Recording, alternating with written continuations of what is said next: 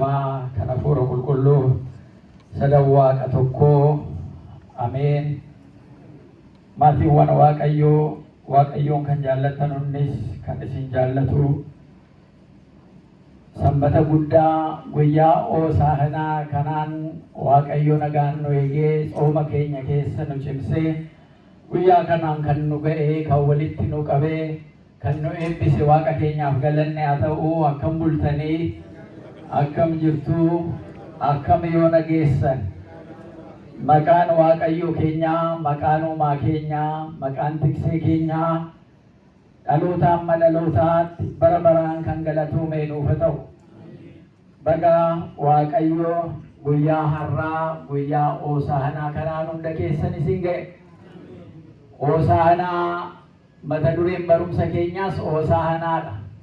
Hoosaa'inaa maal jechuudha? Amma fayyisii jechuudha yookaan fayyisi ammaa jechuudha. Gatii kana akka tokkoon keenyaan nu fayyisuuf, akka tokkoon keenyaan dhibee keenya nurraa fageessuuf Hoosaa'inaa jennee galateeffanna. Amma fayyisi jechuu gati ta'eef kan barsiisu waaqayyoodha. Ayyaana isaa anarra bulshee arraba kootiin akka inni dubbatu, isin immoo laphee keessan akka liidiyaa banee akka waan dhageessaniin firee 30, 60 fi 100 baasuu akka dandeessanu waaqayyo hunda keenya nu gargaaru.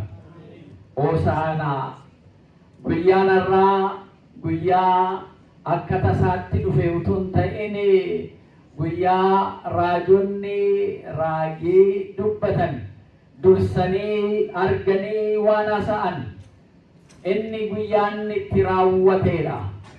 Guyyaan har'aa guyyaa waaqayyo kisoomina namaa ilma isaa tokkicha Yesuus Kiristoos irra bulcheetu kisoominaan gara Yerusaalemitti galateeffamaa yeroo inni itti galeedha.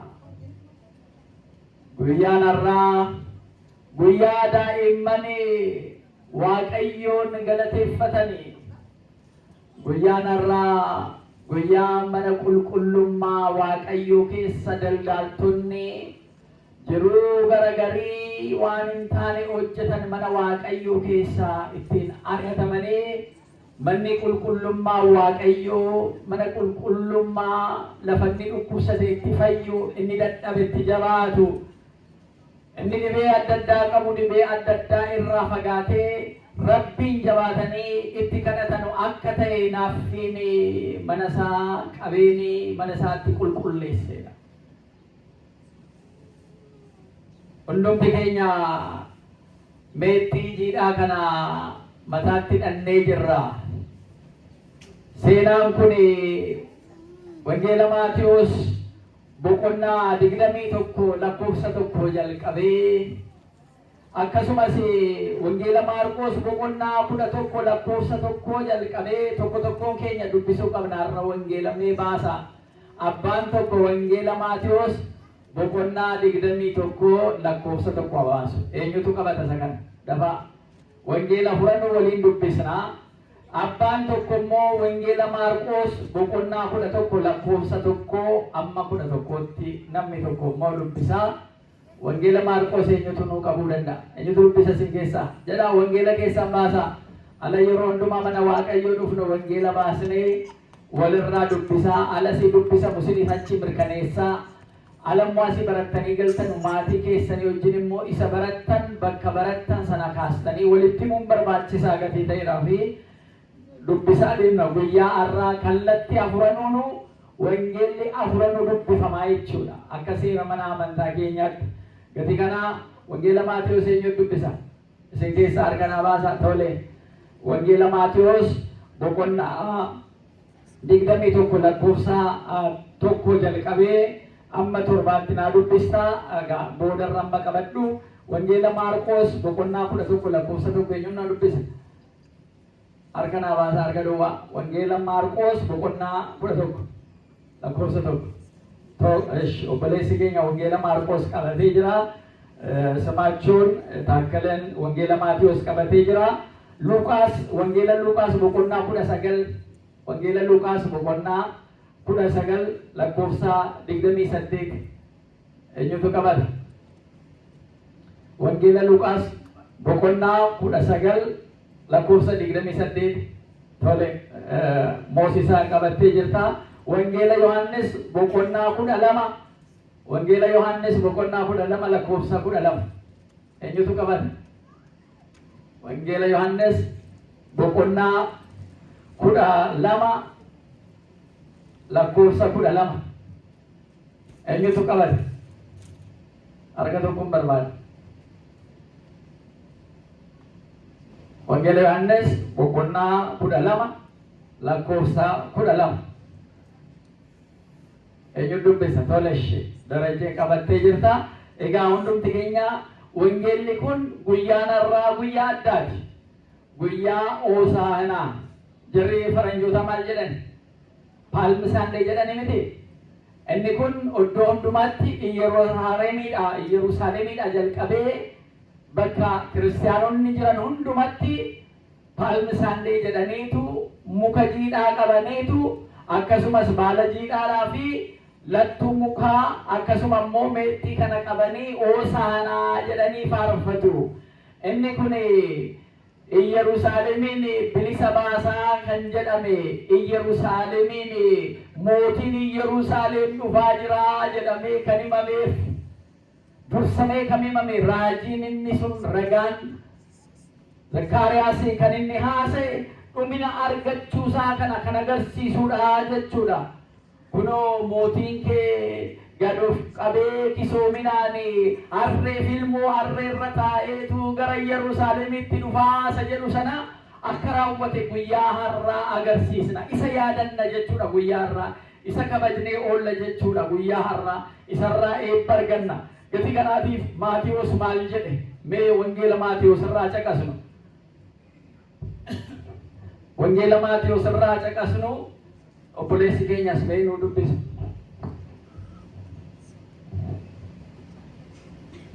Maayikii barbaadaan jira. Maayikii faarfattoonni fudhatanii deeman natti fakkaata. Tole. Galatoo. Waaqayyo isa eebbisuu si haa.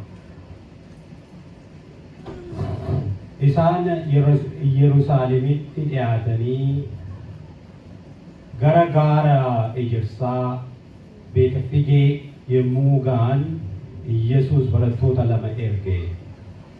Ganda fuullee keessa jiru sana dhaqaa achumaan harree hidhamte ilmoon ishee bira dhaabbattu ni argattu. Hiikatii naa fidaa. Namni tokko yoo waan isiniin jedhe immoo gooftatu dhimma isaatiif qaba. Otoo hin turiin isiniif deebisna ittiin jedhee isaaniin jedhe. Kun immoo wanti raajichi jedhe akka fiixan ba'u ta'e. Inni namoota Xiyoonitti hime mootiin keessan gad dhufee deebisee kunoo inni harree keessa ilmoo harree irra taa'ee siifi dhufaa isa jedhudha. Kana irratti barattoonni dhaqanii akkuma Yesuus isaan ajaje godhanii harree sana ilmoo ishee wajjin fidanii uffata isaanii irra buusanii Yesuus immoo irra taa'ee jedhe. Itti fufitti waan xiqqoo jirti itti dabal. Tuuta sana keessa harki caalan uffata isaanii karaa irra afanii warri kan immoo damee baala qabu muka irra kukkutanii karaa irra firfirsanii. Tuutni warri dura adeemanii fi warri duuka bu'aa sagalee isaanii ol fudhatanii Hoosaa'inaa ilma Daawitii fi inni maqaa Waaqayyoo gooftaatti dhufu galateeffamaadha. Hoosaa'inaa ol Waaqa gubbaatti jedhanii. Galatoomee Waaqayyo si haa eebbisu. Egaa isa kana Maatiyoostu jedhee jechuudha. Maatiyos barreesse. guyyaa har'aa kan dubbifamu keessaa wangeela Maatiyos kana. Maarqosoo maal jedhee barreesse? Wangeela Maarqos kottu garana kottu. Sagalee Waaqayyootiin leeyyoon hin jiru. Fuuldurii baatanii dubbisuu, fuuldurii baatanii galateeffachuun baay'ee barbaachisaadha. Gatii kanaatiif gara nama kottuuti fuuldura uummataa taa'itii dhaabbadhuuti sagalee Waaqayyoo kana dubbisinee ol kaasi. Wangeela Maarqos boqonnaa 11 lakkoofsa 1 amma 11tti jira. Eenyu Maarqos fudhate? Kottu. Kottu kunoo. Kanaaf wal fakkaataa dhedheenni isin inni barreesses wal fakkaataa laanaan barreesse kun sababa qabachas kottu. Kan kottu sirriidha hundumti keessan akkasan akka hubattan maaliif jirra furan kuni wal fakkaataa kana barreessan inni jedhus ijoo dubbiidha. Kanaafuu itti fufiti dubbisi.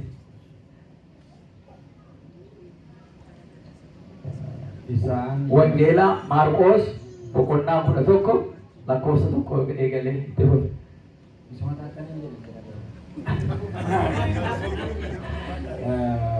Isaan Yerusaalemitti galuudhaaf battee fageedhaa fi Bitaaniyaatti gaara ejersaatti yemmuu dhiyaatan Yesuus barattoota isaa keessaa 2 erge.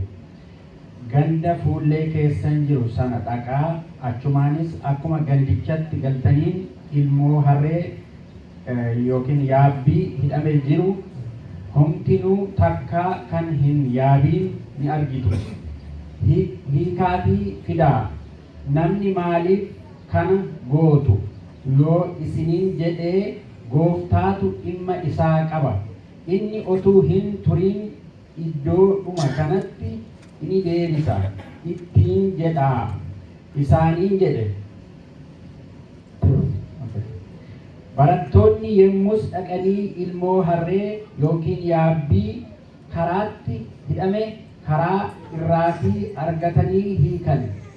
Warri achi dhaabbatanii keessaa immoo warri jarri tokko maal gootu ilmoo harree kana hiiktu isaaniin jedhan.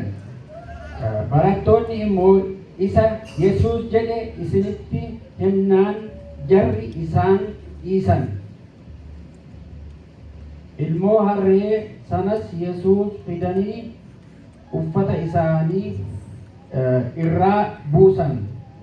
Innis irraa taa'ee namoonni baay'een uffata isaanii warri biraa immoo damee baalaa qabeessa bakkeedhaa kukkutanii karaa inni irra darbu irra afan. Warri dura adeemanii fi warri duukaa bu'an sagalee isaanii ol fudhatanii Hoosaa'inaa inni maqaa Waaqayyoo Gooftaatiin dhufu galateeffamaadha. Mootummaan Daawit abaabilii keenya inni dhufu galateeffamaadha. Hoosaa'inaa ol Waaqa gubbaatti jedhan. Galatoome. Egaa galatoome obboleessi keenya kan inni jedhe isuma Maatiyos jedheeni Maarqos inni jedhe isa wal fakkaataa jedhe. Miti walirraa adda misirkiriidha yookaan ragaa isa jennu. Ragaan tokko 2 3 4 jedhameetu waan ijoo dubbii gatii ta'eef afuranuu barreessane wanta kana jechuudha. Kanaaf afuranuu guyyaa har'aa kallattii afuriin bakka qeessonni baay'een jiranutti kallattii afuriin marsameetu hundumaa miswaakiin kunis jedhamee wangeelli dubbifama jechuudha. Yoollee kallattii afur naanna'uu baanne wangeela afuranuu dhaga'uu qatii qabnuudhaaf waan wal fakkaate ta'uusaa immoo ragaan kun dhugaa ta'uusaa gadi nuu cimsee nu hubachiisa gatii ta'eedhaaf. Eega Maatiyosii fi Maarqos kana jedhanii Luqaas maal jedhe? Wangeela Luqaas boqonnaa 19 lakkoofsa 28. Isa immoo dhageenyamee waan Luqaas jedhe naaf wattachaas. Waan cimoo waan bu'uura qabu irratti afuranuu al tokko tokko 2 al tokko tokko 3 ta'anii hin barreessuun kanuma jiru akka ta'e akka hubattanii fi Waaqayyo si'a eebbisutti fufi. Yesus milikita Wangeela Luqaas boqonnaa 19 lakkoofsa 28. Yesus kana argee dubbatee booddee gara Yerusaalemitti adeemee isa itti fufe. Beetfaageedhaa fi Beetaniyaatti gara Ejersaa jedhamutti yemmuu dhiyaate bartoota isaa keessaa 2 erge. Ganda fuullee keessan jiru sana dhaqaa akkuma achi galtanii ilmoo harree yaabbii hidhamee jiru hundinuu takka kan hin yaabbin argitu. Hiikatii as fidaa. Namni maaliif hiiktu jedhee yoo sin gaafate gooftatu dhimma isaa qaba ittiin jedhaa jedhe. Barattoonni ergaman dhaqanii akkuma Yesus isaanitti hime ta'ee argatan. Otoo isaan ilmoo harree yaabbii sana hiikutti jiranuu warri horii kanaa maaliif ilmoo harree kana hiiktu jedheen isaan gaafata. Isaan ilmoo gooftatu dhimma isaa qabaa jedhanii deebisaniif. Akkasitti harree sana Yesuusiif fidaa uffata isaanii irraa buusanii Yesuusit irraa kaa'an. Yesus yaabbatee otoo adeemuu namoonni uffata isaanii karaa inni irra darbe irraa afan. Mandara Yerusaalemitti dhiyaachaa gadi bu'aa gaara Ejersaa yemmuu ga'e tuunni barattootaa hundum isaanii hojii dinqisiisaa argan. Hundumaaf gammadanii sagalee guddaadhaan Waaqayyoof galata dhiyeessuu ka'an. Mootiin ergame maqaa Waaqayyoo gooftaatiin dhufu galateeffatamaadha. Nagaan Waaqaa irratti hooqabanis ol Waaqa gubbaatti jedhan. Tuuta jara keessaa firaasonni tokko yaa barsiisaa barattoota keetti eekkame jedhaniini. Yesuusis immoo ani isinittan hima isin kun callumaa utuu jedhanii dagoonni kun inniyyuu turan jedhee deebise. Galatoome. Kanagaa Luqaastuu barreessee yaadisaa akkuma jiruun isa Maatiyos barreessee Maarqos barreessee Luqaasis barreessee jira jechuudha. Kun ijoo dubbiiti. Hosaanaa jedhanii faarfachuun galataan galan Yerusaalemitti galuunsaa Yohaannisoo maal jedhe boqonnaa 12 lakkoofsa 12 irratti meesa Yohaannis jedhes wangeela furannuu waan kana irratti barreessanii jiran alaa wangeela barannuu keessumaa wangeela furan irratti waan baratame waan dhaloota gooftaa Yesuus Kiristoos waan cimoo isa fannifamuusaa amma Yerusaalem galuusaa afuranuu akkaataatti barreessan kana walirra dhagaa jirra. Waaqayyo si eebbisu si hiikutti fufe. Ini jikko sana tuffaan ta'uu ilmoonaa godhaan irraa badhee wangeela Yohaannis lakkoofsa 12 boqonnaa 12 lakkoofsa 12 Bartummaas namoonni sonaan baay'atanii ayyaanichaaf ol ba'uu ba'anii Yesuus Yerusaalem akka dhufu dhaga'an. Deemee muka meexxii harkatti qabatanii isa simachuu ba'an. Sagalee guddaadhaanis Hosaanaa mootiin Israa'el inni maqaa Waaqayyoo gooftaatiin dhufu galateeffamaadha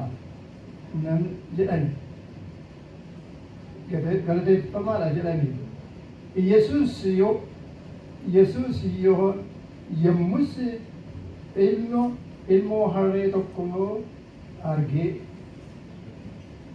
argatee irra taa'ee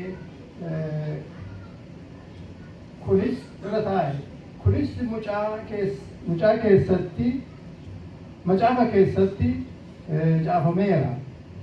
Yaa ijoollee Xiyoon inni inni sodaata sodaatana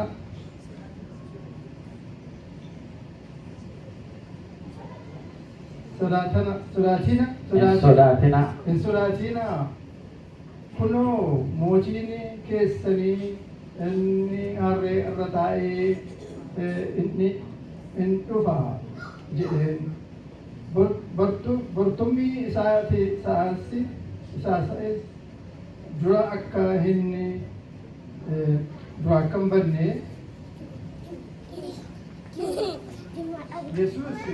Yesuus isatti argaa ol fudhatame. galatoomi tole amma eshi galatoomi egaa inni guddaan harreerraa fi ilmoo harreerra taa'ee Waaqayyo sin eebbisu jarri dubbistan hundumtuu eebbifama. Egaa Maatiyos, Maarqos, Luuqaas, Yohannis waa'ee gooftaa keenyaa Iyesuus Kiristoos harree fi ilmoo harreerra taa'ee gara Yerusaalemitti gale kana barreessanii jiran. Maal jechuudha? Maaliif barbaachise? Tokkoffaa raajiin dubbatame akka raawwatu kisoominaan Iyesuus Kiristoos mootii Israa'el ta'ee utuu jiru Ayuudonni garuu isa fudhachuu hin dandeenye. Jarri ala sanaa hangoo Roomaa jala buluu turan. Roomaa akkuma amma addunyaa Ameerikaan gaggeessitu walaantummaa addunyaarra Ameerikaan qabdu bara sana immoo Roomaa qabaa ture jechuudha. Gatii kanaatiif bara sana keessatti nama bilisa jala baasu bittaa sana jala bilisa Yerusaalemiin kan baasu fooniin eegaa turanii jechuudha. Bilisa ba'anii Roomaarraa citanii ofii isaaniitiin murtee akka barbaadan akka murteeffatan sagalee ofii isaanii akka dabarfatan waan fooniin isa jedhu bulchiisa foonii kana bilisa ta'anii ofii isaanii murteeffachuu. Kun cobboon qabu kana yaadamne jechuudha. Namni kamiyyuu irree ofii murteeffachuudhaaf qabsa'a. Waan irra jiru waan Waaqayyo irratti uume isa lafa keessaa isa qilleensa irraas to'atee uummata isaatiif godhachuudhaaf qabsa'a inni lafarra jiru. Haa ta'u immoo malee Iyesuus Kiristoos kan dhufe akkaataa jarri yaadan sanaan akkan turre agarsiisa jechuudha. Akkaataa jarri yaadan jarri masarraa mootummaa keessa jiran sodaatan iyyuu mootiin dhufee ala jedhamu yegguun ni dhalatee jalqabee yegguu Yesuus Kiristoos dhalatee jalqabeetu Yerusaalem raasamaa turte. Mootichi inni dhalatee eessa jira ala jedhanii jarri Waaqayyo jaraa kenne sabaa sagal jarri jedhaman ogummaa addaa jarri qaban sun gaafa dhufanii si gaafatanu Yerusaalemiin irraafamtee jedha. Mootiin ana malee kan biraa jiraayii irratti dhalatee jedhee raafameetu daa'imman magaala sana keessa jiran amma fixutti kan ga'eeyyuu mootiin mootummaa konnaa baay'ee jedheetu kan Yerusaalem jechuudha. Aangoo isaa barbaachuudhaaf daa'imma walitti fideetu kennu kottaa deeggarsan isinii kenna ijoollee daa'imaa kan qabdan waggaa 3 gadii kan ta'an daa'ima kan hoosistanu filadhaa kottaa kunooti.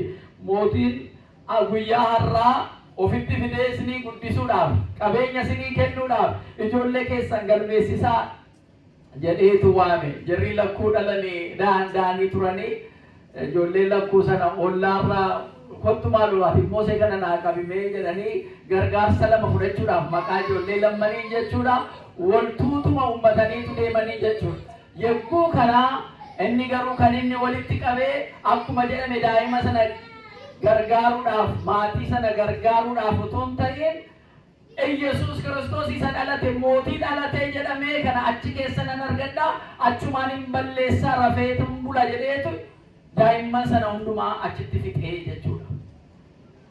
Mootiin Yerusaalem maaliif mootummaa kootti natti dhufe jedhee amma immoo Iyesuus Kiristoos isa kanarraa gara Misraa dhaqeetu eega biyyaa ba'ee Yoosefiin abjuudhaan eegatti mul'atee booda haadhaa fi ilma isa dhalate kana haadha isaatii wajjin fudhadhuuti gara Gibxiitti deemi ammas waa muchachi taa'ii ittiin jedhee ture. Eeganni miliqee booda angorra kan jiru mootichi Yerusaalem suni garuu daa'imman sana hundumaa fide.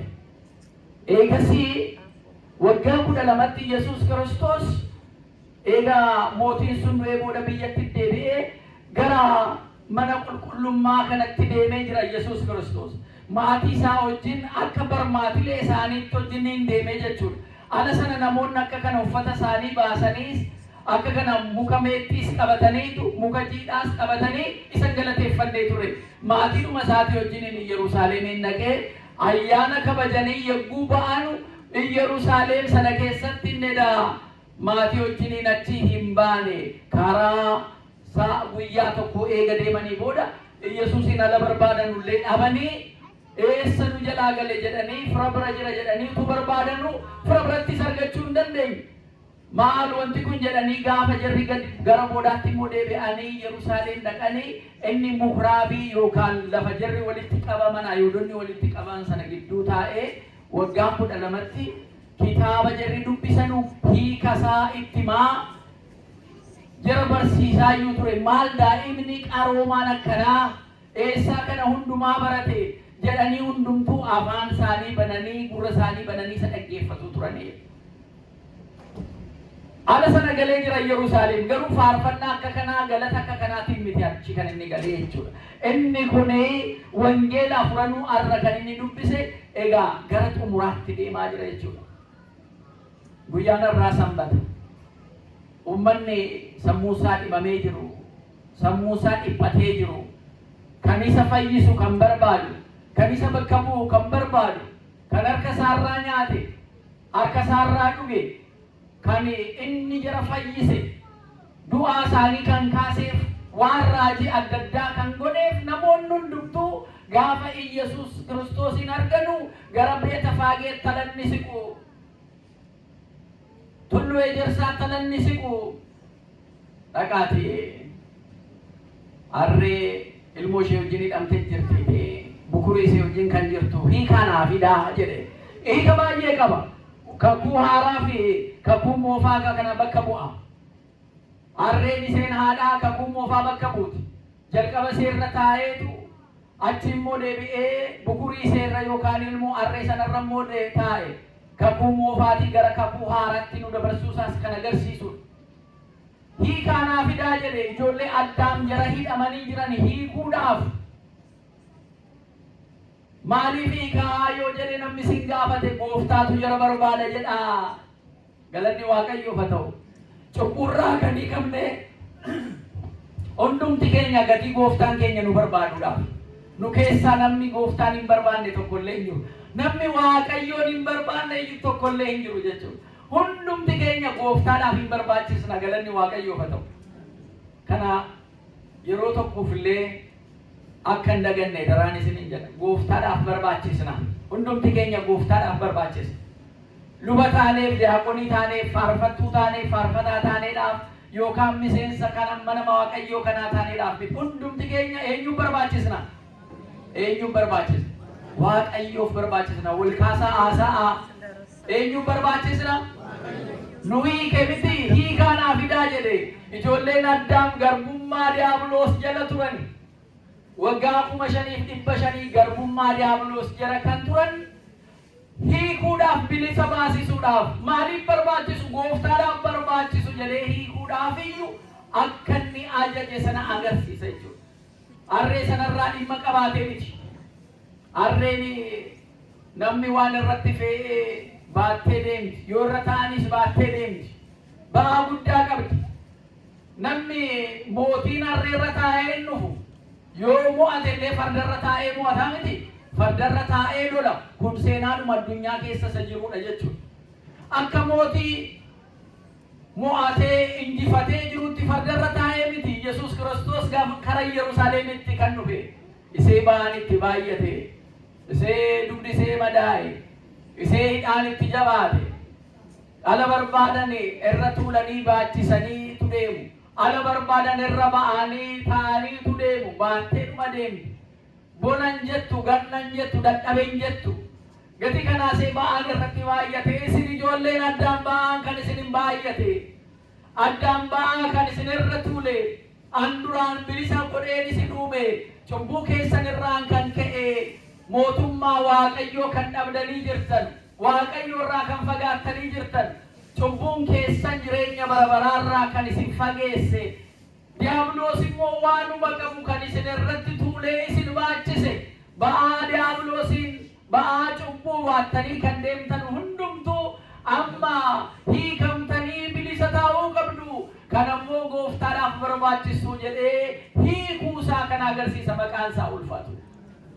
Hundumti keenya ba'aa cubbuu keessa kan jirru nurraa urgufuusaa ba'aa keenya baatee qaraaniyootti deemuusaa sana hubannee akka deddeebinuuf jechuudha. Hidhaa seexanaa hidhaa cubbuu keessaa bilisa ba'uu keenya agarsiisuudhaaf hiikaanaaf hidhaa jedhee jechuudha. Barattoonni isaa sun lamma isaaniiti ergame ammas addunyaa kana amma gooftaan keenya lammata dhufutti lama taasisee barattoota isaa dhaqaatii barsiisaatii jara hidhaa cubbuu keessa jiranu hidhaa cubbuu keessaa hiikaatii abbaa ilma hafuura qulqulluudhaan amananii akka bilisa ba'anu cuubaati mootummaa kootti akka galaniif qopheessaa jedhee erguusaa sana agarsiisa jechuudha.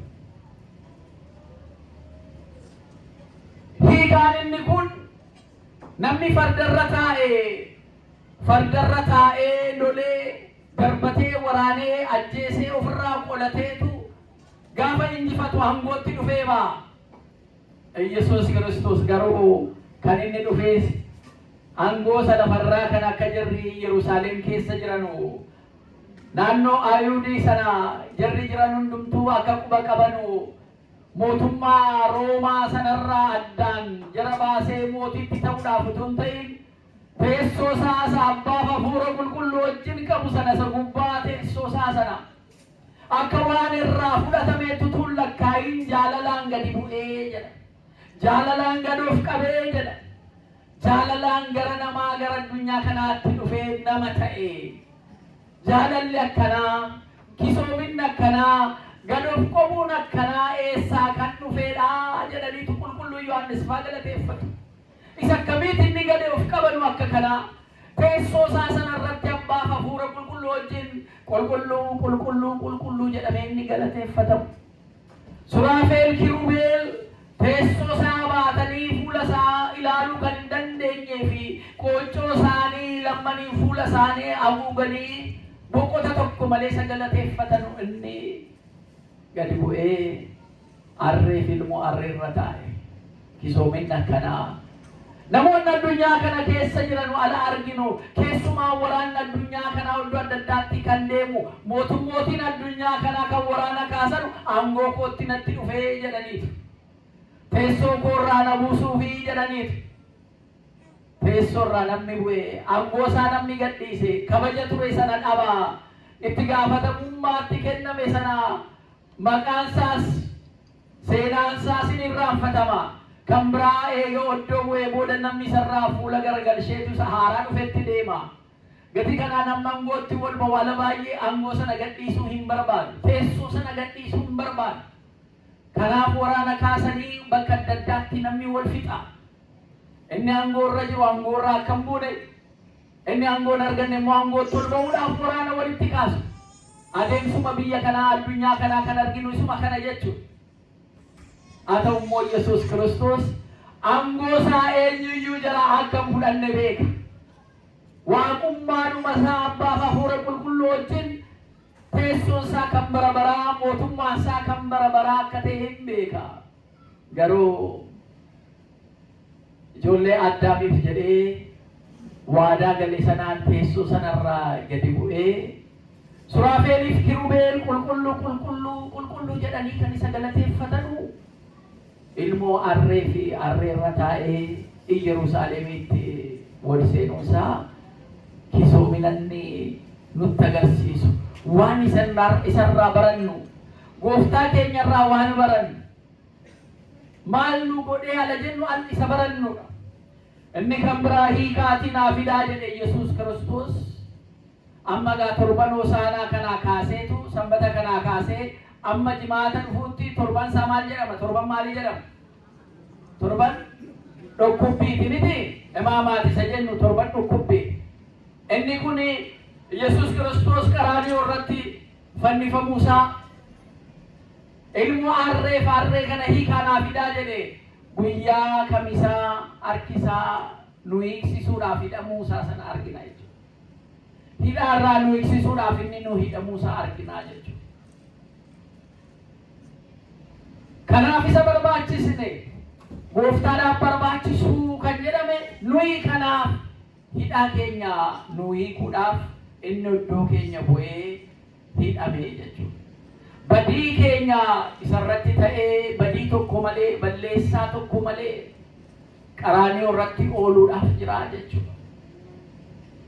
Gadi kanaa torban kanaa jalqabee amma jimaata dhufuutti jechuudha waa'ee dhukkubbiisaa waa'ee Yesuus Kiristoos hidhaa seexanaarraa hidhaa cubburraa nu hiikuudhaaf waan inni nu gumaache sanaa qalbii keenya akka guyyaadhuma jimaata qaraaniyoo sana irratti nu fannisametti guyyaa tokko tokkoonsaa ilaalleetu jaalala isaa qabnuun isa galateeffannaa jechuudha.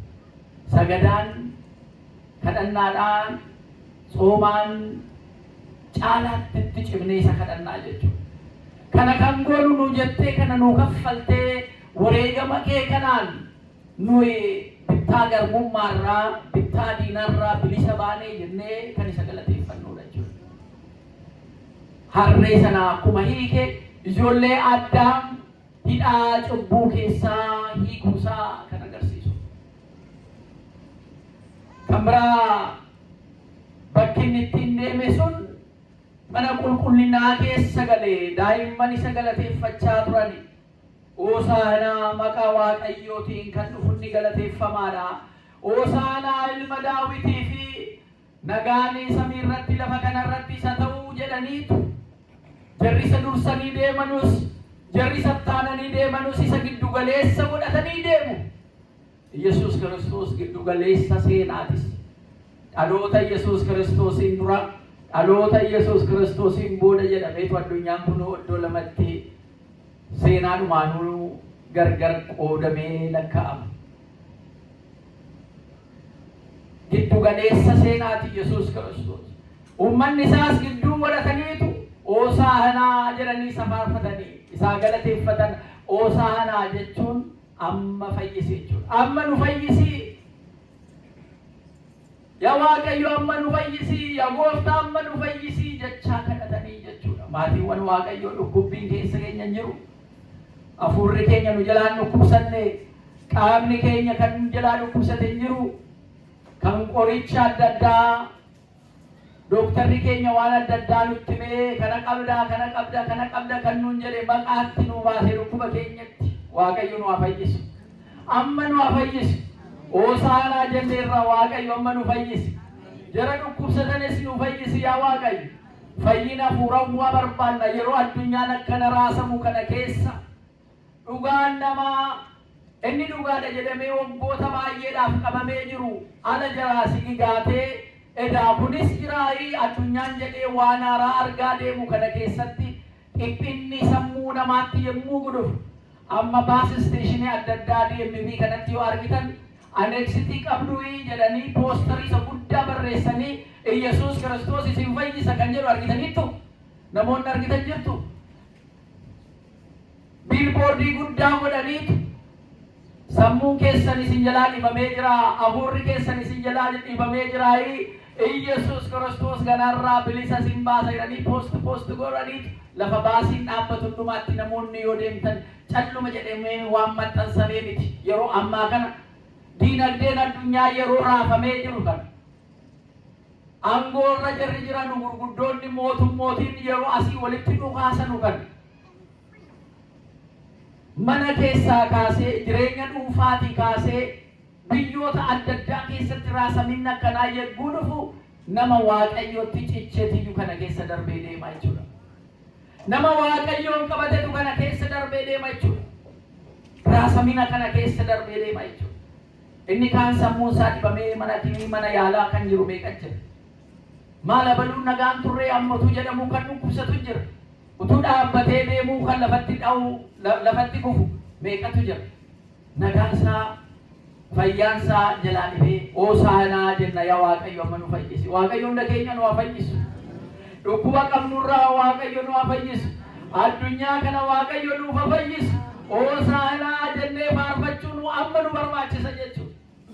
Yaa Waaqayyo amma nu fayyisi jennee faarfachuun tokko tokko keenyaatiif, biyya keenyaaf, saba keenyaaf, addunyaa kanaaf hoosaanaa yaa Waaqayyo nu fayyisi jechuun amma jechuudha. Baay'ee barbaachisaa. Gadi kanaaf faarfannaan kun immoo calluma jedhamee miti, meexxii kana qabataniitu mukarraa lattuu isaa qabanii, lattuu mukaas qabanii, jiidhaa kana qabanii galateeffachaa yaa Gooftaa siif miti harreen ati irra deemtullee lafa deemuu hin qabdu, ati mootii keenyaa jedhanii uffata isaanii baasanii harree sanarraa filmoo harree sanarra uffata isaanii baasanii jarri kaan karaarra afaatu, ati mootiin keenya simiti harreen ati irra teessellee kabaja qabdi jedhaniitu harreen sun isheen hidhamtee daaraa arraabdu sunillee Gooftaa si gaafa baattu karaa nafamee fi faarfannaa dhageeffeen beektu gurra seetti dhaggeeffachaa maal wanti kun jechaa seenuun itti ajaa'ibuun ooltu seenu harreetti sanattu maaltu dhagaa kan jenne afaan harree hin dandeenyu silaa hin gaafannaa turre. Harreen sun immoo akka harree Balaham immoo haasofteen beektu malee silaa waanuma raajiiti lafa hidhamtee jirtu. Gooftaa la seenu baattu. Gooftaa sirrataa jedhanii uffata isaanii baasanii kabaja Gooftaatiif uffata isaanii irratti uwwisanii. Karaa kanarra deemtaa jedhanii uffata isaanii karaa sanarratti hafanii maatiiwwan Waaqayyoo kabajni keenya tokko tokko Gooftaan amma nurra jirutti. Waaqayyoo amma qabannee jirutti kabaja simboo qabna jara keenya. Amantaa keenya amma cimnetti Waaqasaa na barbaachisu jedhee nu waame sanaaf dhufuun keenya simboo jireenya keenyaati. Miidhagina jireenya keenyaati. Cimina jireenya keenyaati. Inni gaafa nurraa deeme yookaan nu immoo gaafa sarraa fagaanne akkuma harree hidhamtee daaraa arraabduu sana taana namni qubayyuu nu qabu. Kanaaf kan kabaja nutti hore eenyu isa nu waame Waaqayyo keenya galanni isaaf haa ta'u. Kanaaf waa'ee Waaqayyo haasofnee quufuu kan danda'amnu, dhugaa baanee quufuu kan danda'amnu, yeroo yeroodhaan guyyaa guyyaadhaan haaraa kan nuti ta'u kanaaf jechuudha. Namoonni tokko tokko waa'ee namoota Waaqayyo ala kaasan maaliif qulqulloota Waaqayyo jara darbanii waa'ee qulqulloota jara dhufanii ala haasa'an nun dhageenya. Jara keenya waa'ee qulqullootaa, waa'ee Giiftii Maaramii haadha Gooftaa, waa'ee qulqulloota Waaqayyo maqaasaa baasan baattatanii addunyaa kanatu deemanuu dhugaa ba'aa. Wareegamani gaafa waa'ee jaraa kaasanu waa'ee jaraa duwwaa miti. Harreetti isee kanallee yaadadha. Harreen kun iyyuu uffata fafamee kabajallee argatte. Odeeffannaa waan dhageesseen beekne galatallee dhageesse. Sababa maaliitiif? Sababa Gooftaan isee irra jiruudhaaf. Kanaaf qulqulloota kan galateeffannu, qulqulloota kan kabajnu, Giiftii keenya Maaramii kan kabajnu haadha Gooftaatis jennee gatii Gooftaan isee irraa dhalateef iseen Waaqa hin jenne. Qulqulloota kan kabajnu jarri Waaqa jennee miti garuu maqaa Waaqayyoon baatanii addunyaa kana ba'aaf bu'ii baay'ee arganii wangeela jala lallabanne jara Waaqayyoof itti filate. Jara filatee immoo kabajee kan jara kabajee immoo waadaa jaraa galeef kana kan kabajnuuf namoota jara kaanirraa Waaqayyo adda godhee gatii jara filateef jechuudha. Nuyis immoo kanas jirru sagalee Waaqayyoo kanaa kan dhageenyu gatii Waaqayyo nu filateef galanni isaaf haa ta'u. Akka kanaa ta'anii sagalee Waaqayyoo kan dhaga'uu dadhaban baay'ee jiru gatii ta'eedhaaf. Gatii kanaatiif isatti waamamne kabaja Waaqayyo mootummaa isaatiin nu filatee nu waame kan akkan irraanfannu. Jireenya keenyatti akkan irraanfannu. Ala kan irraanfannu. Boodatti deebi'uu teellaatti deebi'uu dhufa. Yeroo kana irraanfannu cubbuu keessatti kufuutu dhufa. Yeroo kana irraanfannu Gooftaa keenya isa bilisa nu baaseerraa gara isa cubbuudhaan garbummaatti nu qabee sanatti deebi'uutu dhufa. Gatii kanaatiif yeroo hundumaa diina keenya diiyaabiloos isa Yesuus Kiristoos bilisa irraa nu baase sana hidhaa keenya nurraa kukkutee balleessee sana yeroo hundumaa yaadannee amantaa keenyaan cimuutu nu barbaachisaa jechuudha.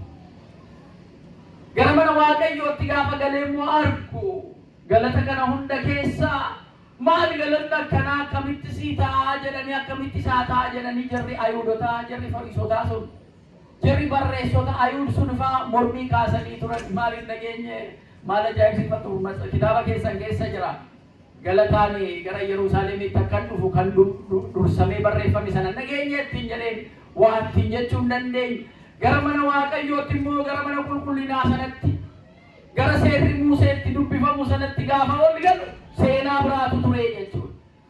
Bituu hin gurguru hundumtuu akka qabeenya isaatti hundumtuu akka taayitaa isaatti birrii kana yookaan doolaara addunyaa akkuma amma baankiin jijjiiru ta'anii qarshii addunyaa kana kan jijjiiran horii fidanii achi keessatti kan nagadan waan adda addaa kan godhan daldala mana waaqayyoo sana daldala gochuu isaanii arge hin barbaachisu kun kanaan booda jedheet isas immoo gabatee isaanii galagalshee gugee isaanii hiikee horii isaanii gadhiise mana abbaa kootii mana kadhannaati isa dhukkubsate kan itti fayyu inni laafe kan ittiin cimu inni dadhabe kan itti jabaatuudha malee mana abbaa kootii waan foonii keessanitti bittanii itti gurgurtanu miti kanaan booda fayyinaafis immoo yoo ta'e horii qabdanii bakka dhuftanuu kana miti amma kanaan booda kakuu haaraan isinii godhaa kakuun haaraa kun xoofoo saaraati hundumtuu irraa nyaatee hundumtuu irraa dhugee jireenya bara baraa kan argatu jedhee agarsiisuudhaaf seera isa duraanii isa Musee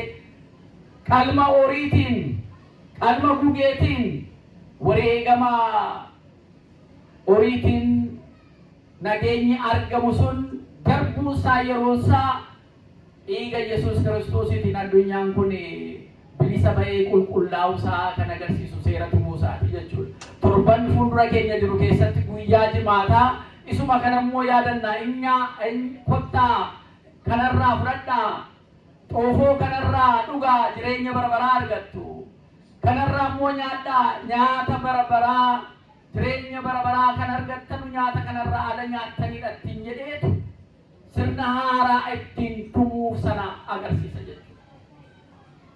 Kana keessatti guyyaan Hoosaa'inaa egaa guyyaa arra fayyisiidhaa hafuuraan isa ta'u qaamaan isa ta'u karaa adda addaatiin dhukkuba adda addaa nu keessa jiru Waaqayyo nu haa fayyisu akka irraan nu ga'e immoo waggaa har'aatiin hunda keenya iyyuu nu haa ga'u akka guyyaa Hoosaa'inaa kana waliin dhaabbannee faarfannee akkasuma immoo guyyaa du'aa ka'umsaa Faasikaa gooftaa keenyaa Iyesuus Kiristoos kabajnee akka waliin gammannu Waaqayyo nu haa taasisu. Maqaan Waaqayyo haa ulfaatu.